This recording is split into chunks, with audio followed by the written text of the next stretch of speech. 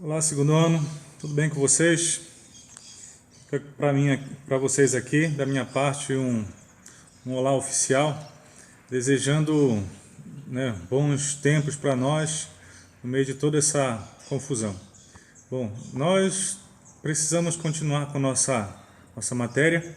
Tem um assunto muito interessante para nós vermos hoje. Estamos dando início à parte de calorimetria, né? Vimos dentro da termologia, que eu estudo de forma geral a temperatura, mas na termometria, na primeira sessão, no primeiro tópico desse nosso assunto, que seria a questão da medida, né, da temperatura. Vimos algumas escalas e tudo mais, vimos um pouco também de dilatação de sólidos, mas agora, pensando na calorimetria, nós vamos medir, né, esse calor. E nós tivemos algum contato a respeito de calor na sessão anterior. Mas vamos ver o que compõe isso aí. Bom, a verdade é que calor, nós vimos que é essa questão de ter uma energia em trânsito, certo? Então nós vamos ver esse transporte, essa condução, ou o trânsito, né, como nós estamos falando. Não sei se vocês já notaram, né, alguns fenômenos interessantes, com certeza vocês já viram isso, como por exemplo para esquentar uma água, né, dependendo da panela que você usar, é o tempo que vai ferver aquela água. Se for uma panela de pedra, como já tem algumas, né, que estão sendo usadas, ou de metal, é diferente o tempo que essa água ferve. Mesma coisa se for no verão ou se for no inverno, o tempo é diferente. E também, com certeza vocês já viram a questão de uma garrafa térmica. E por que será? Será que ela fica esquentando o café lá dentro? O que acontece? Na verdade, ela trabalha justamente com esse trânsito de energia. Então ela impede essa troca de energia, né, no caso do café, por exemplo, né, para o meio. Mas esses são os pontos que são interessantes para nós tratarmos aqui. Esse calor, o que nós temos que podemos analisar aqui?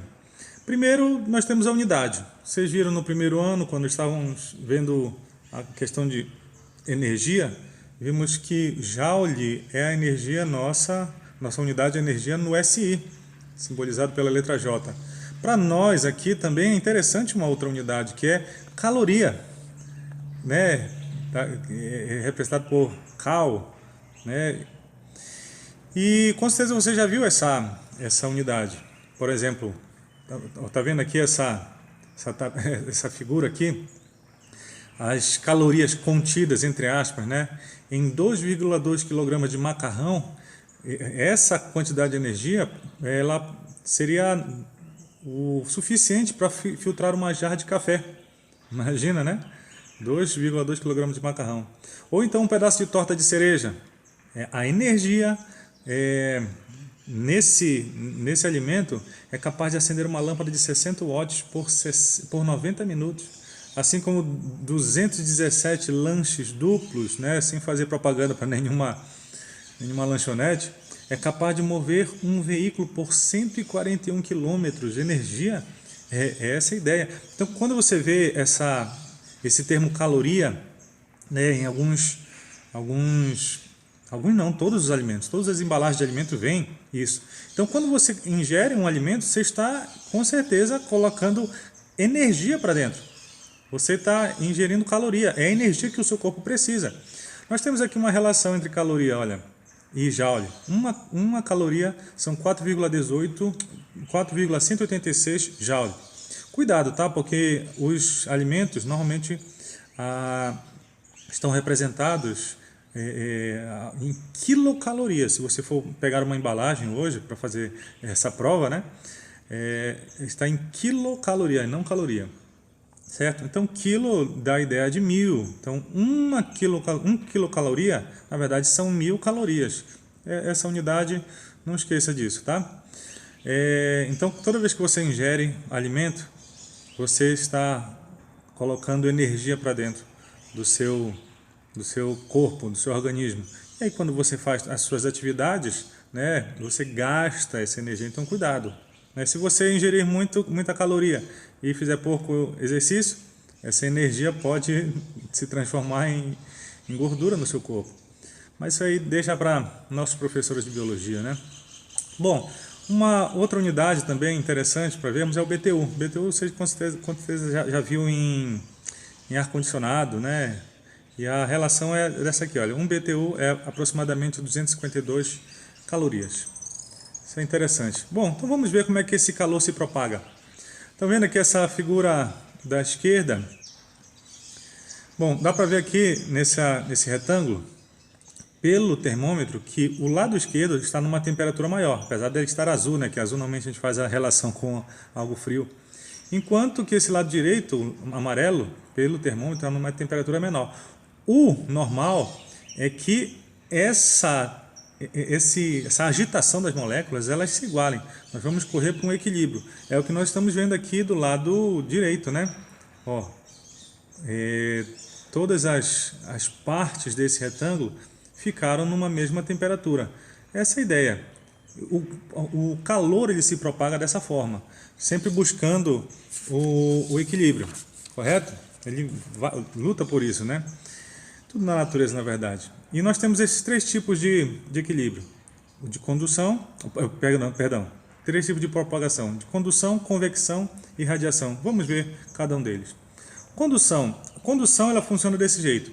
Está vendo aqui um material, sendo que uma extremidade está mais quente, ou seja, uma agitação térmica maior, enquanto a outra extremidade está mais fria, uma agitação térmica menor. Aqui nós vemos o sentido do fluxo de calor, sempre desse jeito, para mais agitada para menos agitada. Como é que faz a condução térmica? As partículas desse material, elas vão entrando em contato, né? Então, essa interação, essa é a palavra. Existe uma interação entre essas partículas e elas vão repassando essa agitação, ou seja, chega um momento em que essas que estavam menos agitadas acabam recebendo um pouco da agitação dessas da esquerda. E o outro lado também é interessante, pensar que essas que estavam muito agitadas repassaram a agitação para essas que estavam paradinhas e ficaram menos agitadas, até que todas estão com a mesma agitação. Nós temos algumas classificações interessantes, que são materiais condutores, que normalmente são os metais. Então, se você pega um alumínio, ouro, qualquer coisa assim, eles são excelentes condutores de energia. No caso, a energia térmica, né? Enquanto nós temos os materiais que são isolantes. Temos aqui um exemplo, as geladeiras antigas, né? Na verdade, não só as antigas. A Frost Free que não tem sistema, né, de degelo. Mas normal, sem ser Frost Free, a geladeira ela forma essa camada de gelo. Isso é ruim para a geladeira, porque esse gelo começa a isolar e acaba não funcionando mais a ideia do refrigerador aqui em cima, né? Por isso que as casas dos esquimós são feitas de gelo, porque esse gelo isola da temperatura externa. Interessante, né? Agora, pensando não somente no gelo, né, mas a água também é isolante. Quem nunca passou por essa situação de um dia frio, pulou dentro de uma piscina e na piscina estava quente? Então, temos essas coisas. Lã é isolante. Você conhece quem são isolantes, né?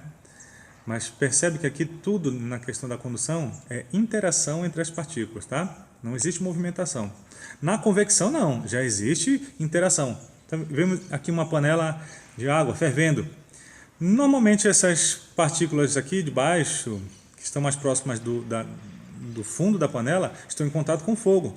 Elas aquecendo, sobem. Está vendo essa setinha vermelha?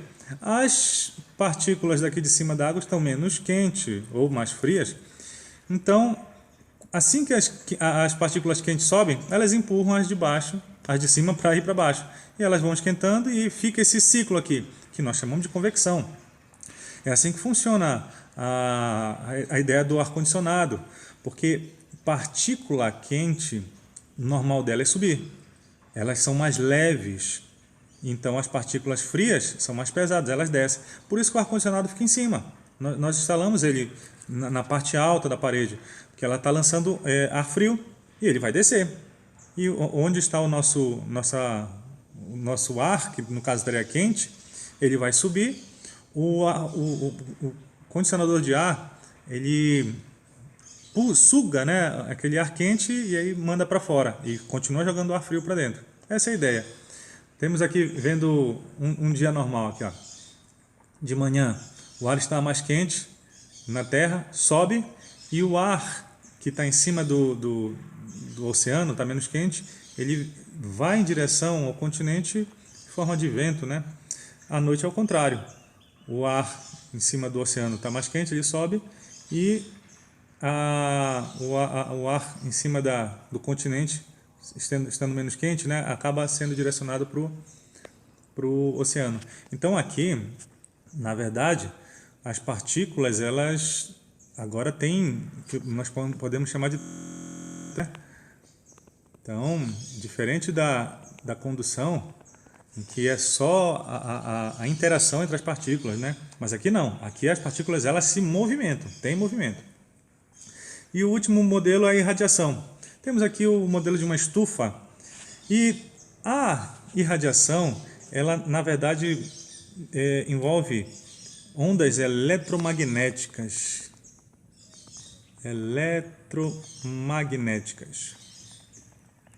Então, nós temos, por exemplo, aqui na figura, a luz solar, que é luz, que é onda eletromagnética.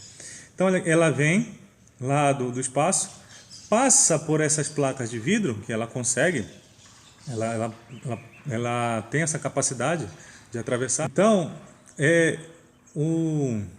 essas ondas eletromagnéticas, essa irradiação, né, aquece todo o chão, as plantas, todo o material aqui e o ar. E esses raios infravermelhos que refletem desse material não conseguem sair agora pelas placas de vidro, certo? E acaba esquentando tudo que está aqui. Então, o Sol acaba nos aquecendo, não é por condução, porque não tem nada, não tem matéria aqui no espaço que traga esse calor, como é o primeiro caso lá de transporte de energia. Não é por convecção, porque também não tem partículas para trocar com partículas frias e tudo mais, não.